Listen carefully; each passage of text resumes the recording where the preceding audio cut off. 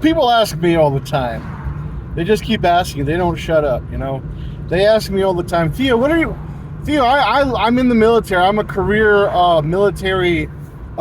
militarian, and if you dissolve the military as president, what am I going to do? Well, there's going to be a lot of jobs in enforcement. I believe in enforcement. I believe in enforcing without weapons. No weapons. No weapons. No weapons. I have studied how to use spray. Like bear spray, like pepper spray. And I don't even believe in pepper spray, to be perfectly honest with you. But I think it's not so bad. Maybe it's not so bad, but in general, I think anything that's going to cause injury to another person, bruising, any kind of thing like that, is not a good way to go. So what that means is, if you're in a difficult situation and somebody else has a weapon and you don't have a weapon, you might be like outgunned or outknifed, as they say. And what do you do then?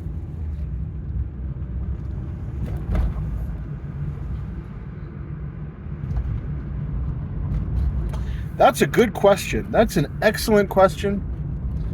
My answer to that question is, you might lose your life, or you might get injured or maimed. You might get horribly, horribly maimed. Now, a lot of people are not going to go for that. A lot of people are going to say, no, I'm going to keep my weapons in that case. But here's a question for you. If you're willing to go to war and possibly risk your life, as they say, what's the difference between having a weapon and not having a weapon? And people will say, well, that's a very big difference, Theo. And to some degree it is.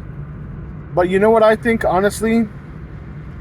If you go into battle, and by the way, I don't advocate battle. So what I advocate is, you go into a situation and you don't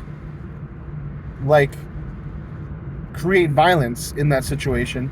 There might be violence present, but you don't further the violence. You don't encourage the violence with even more violence. That's what you're doing with the weapon.